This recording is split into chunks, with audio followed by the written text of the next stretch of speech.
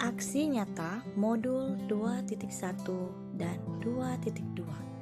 Pembelajaran berdiferensiasi terintegrasi dalam pendidikan sosial emosional. Oleh Farah Diana SPDI, tempat tugas SD Negeri 9 Nisam, Kabupaten Aceh Utara, dengan pendamping Ibu Asnawati SPD dan fasilitator Ibu Herliana SPD MPD.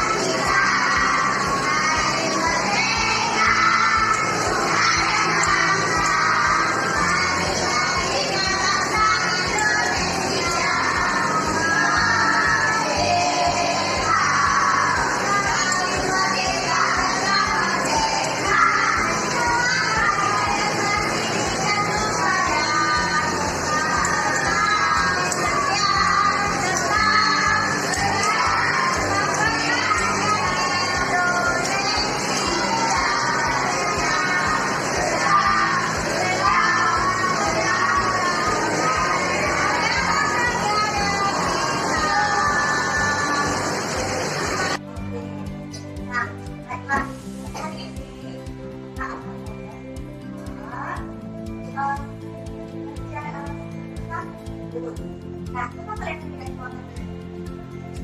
Ini pola ini bentuk apa? Fokus. Nah, kita tahu nggak cara membentuk fokus? Nah, cara membentuk pola ini apa? Cara membentuk pola ini kita tahu nggak? Belum, makanya hari ini kita akan belajar cara membentuk pola fokus serta mempelajari tentang komponen-komponen bagian kubus. Nah, di dalam kubus itu ada apa saja sih dalamnya? Makanya kita akan belajar tentang. Nah, untuk nantinya pada penilaiannya, ibu nanti akan memberikan kalian masing-masing kelompok bahannya indikator. Nanti kalian ini akan kita buat menjadi garis-garis lurus. Nah, nanti kalian bisa memilih masing-masing bebas memilih apakah kalian nanti membuat gambar kalian mau membuat sebuah karya dalam rumus, misalnya rumah, kalian membuat sebuah karya dalam rumus, silakan. Atau kalian mau menjelaskan kampus, kalian masuk ke depan nanti ambil menjelaskan rumus itu adalah perempuan yang sisinya apa bentuknya adalah itu. Dan atau kalau tidak, ya pilihan ya masing-masing apa yang kalian tahu jelas. Oke, baiklah anak-anak, sekarang supaya kalian lebih paham, baiklah sama-sama menonton sebuah video yang menjelaskan tentang komponen-komponen rumus. Ya, baik.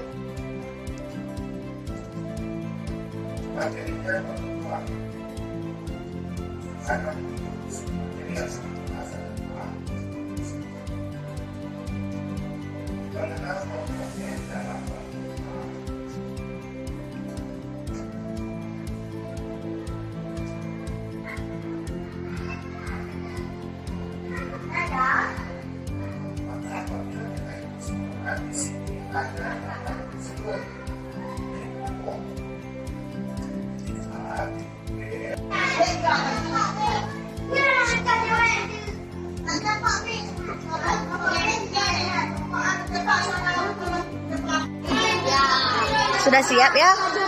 Coba digabungkan. Oke. Done. Oke, well done. Bagus. Hasil karya kalian bagus sekali. Congratulations. Selamat. Ya, tepuk tangan untuk kelompok ini. Ya.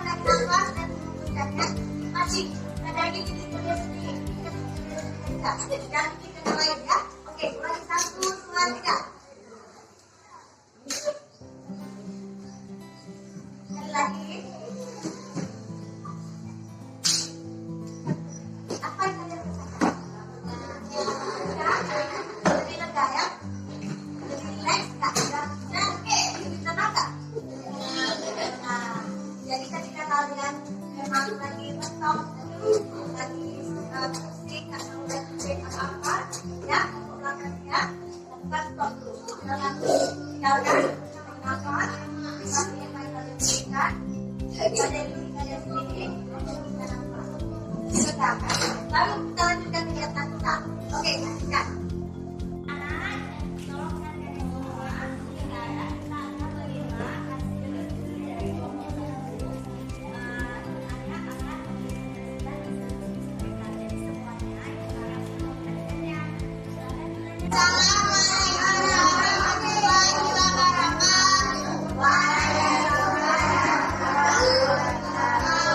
Perkenalkan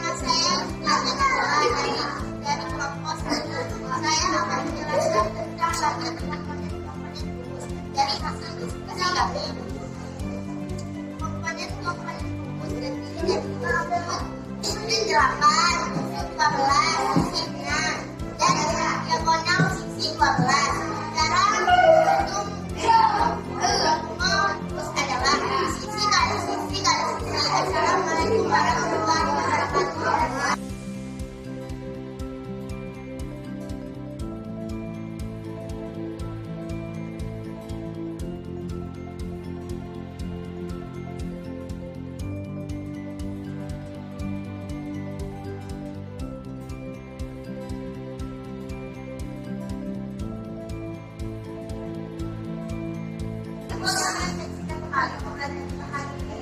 Kita tadi sudah membuat yang namanya daging kubus, kemudian kita sudah meletak kuli di bagian bagian kubus atau komponen kubus.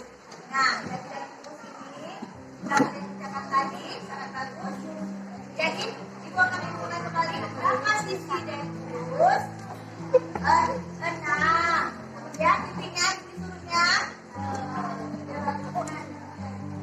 apa disuruhnya kita hitung ya 1, 2, 3, 4, 5, 6, 7. Jadi kubus memiliki 8 sisi. Kemudian sisinya ada berapa? 1, 2, 3, 4, 5, 6. Jadi kubus berjumlah 6. Kemudian cara menghitung kubus, kalau kubus sisi lain sisi. Misalnya di sini ada berjumlah efek tadi menghitung oleh 10 kali 10. Ya, bagus.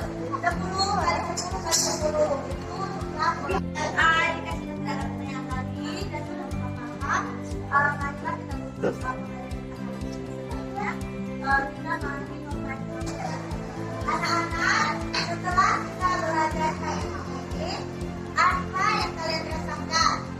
Nah, itu minta kepada kalian semua untuk menuliskan refleksi di buku refleksi kalian. Tuliskan di situ apa yang kalian rasakan. Misalnya, hari ini setelah belajar, saya jadi senang, ataupun saya lelah, capek, ataupun saya tidak semangat. Nah, itu saya dulu. Apa perasaan kalian setelah mengikuti pelajaran ini? Bagus. Jadi, tuliskan di dalam buku refleksi kalian. Jangan lupa tulis tanggal. Nah, kalian tahu misalnya tanggal hari ini tanggal berapa? 23. Ya, tanggal 23 bulan 3 tahun 2021. Pelajaran tentang kata-kata yang berarti tentang pelajaran itu. Refleksinya perasaan saya senang ataupun saya bersemangat, tulis saja ya. Kemudian apa harapan ke depannya? Harapan dari ke depannya maunya gimana pelajarannya? Jelas? Bisa ya? Pelajaran hari ini jangan lupa tugasnya. Saya akhiri dengan wassalamualaikum warahmatullahi wabarakatuh.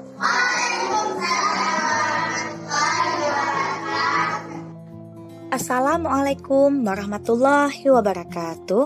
Halo sahabat Nusantara, apa kabar semua? Perkenalkan, saya Farah Diana SPDI, calon guru penggerak Angkatan 1 Kabupaten Aceh Utara.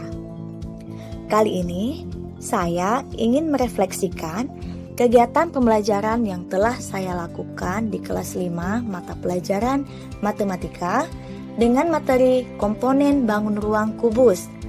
Alhamdulillah, saya sudah melaksanakan aksi nyata untuk modul 2.1 dan 2.2 tentang pembelajaran berdiferensiasi yang terintegrasi dengan pembelajaran sosial emosional. Ada beberapa hal terkait refleksi dari kegiatan ini.